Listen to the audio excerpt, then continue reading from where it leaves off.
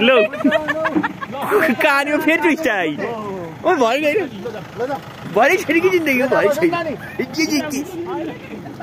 अघि झक्का झक भइसक्यो त्यो धन अब हामी त बाहिर बस्ने कुरोमा आइयो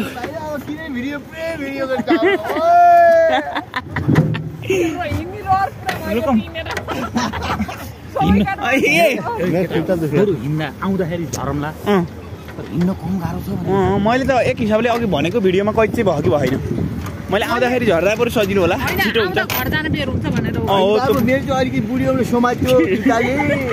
त्यसो भएर अलिक कष्ट मानेपछि मैले त 1000 तिरेर जाऊँ भने म त जङ्गी थिएँ त सबै पछि हट्यो के गर्नु झोला राखौँ यो झोला राखौँ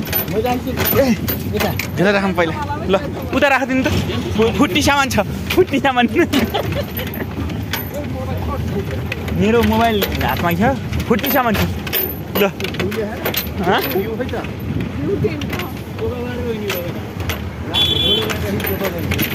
ल यो हालतमा छौँ क्या हामी यता हेरौँ अब त्यो लौरो ल्यायो त टाढैबाट खिच्न मिल्दो रहेछ बोलेको नै देखियो पुरै थाहा होइन यो छ हाम्रो स्याङ्जाको यात्रा अब जिजा पनि जस्तो भयो यस्तो हो के यति भयो लिएर जान्छु भनेर आएको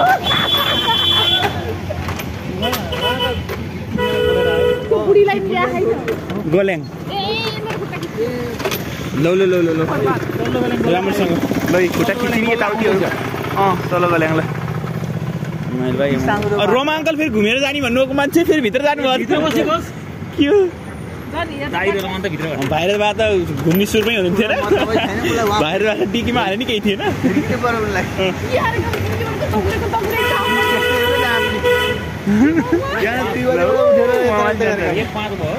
यहाँबाट जान्छ तल्लो गोल्याङ यही है 1-5 भयो है 1-5 मा तल्लो गोल्याङ आइपुग्यो तल्लो गोल्याङ ल घरहरू हेर्नु न एकदमै राम्रो पनि ल्याएका होइन कि बरु हाम्रो घरतिर यता छैन के अरे यस्तो बाक्लो पहाड घर आएर त लास्टमा झन् खतरा रहेछ हो र ए यार दङ परेर यार होइन यिनीहरू त हामीसँगै हिँड्ने खान्थ्यो हो भर्खर हामी हिँड्दा माइलमा फेरि सिरियस हुनुभयो फेरि यहाँ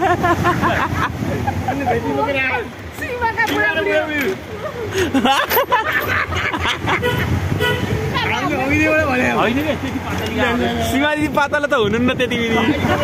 अनि त्यहाँ घरहरू उके पाल्पाको जस्तो देखियो नि त्यहाँ पनि उके त्यहाँ चान्सिनको जस्तै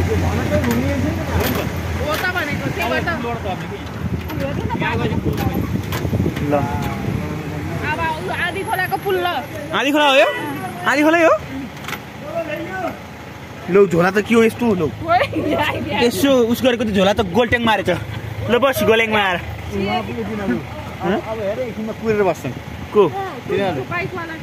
किन मैले याद गरेको गाडी चढेर हिँडेदेखि सबै खान्थ्यो हामी बुटोलबाट यता बाइकमा बुटोलबाटै बुटोलबाट अघि पछि भइरहेको गाडीमा भनेको फेरि के अचम्म गरेको त्यो मान्छे ल आधी खोला तपाईँको चढ्नुहुन्छ यहाँ आधी खोला होइन अङ्कल आधी खोला त्यहाँदेखि चढ्नुहुन्छ कि तपाईँले यहाँ तुरुन्तै देखिसक्नु आधी खोलाको उर लिएर आएन अहिले फेरि ठुल्कुर ल आधी खोला उरले आयो नजाऊ भने मायाले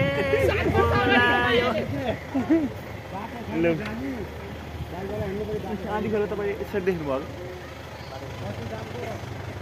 के भयो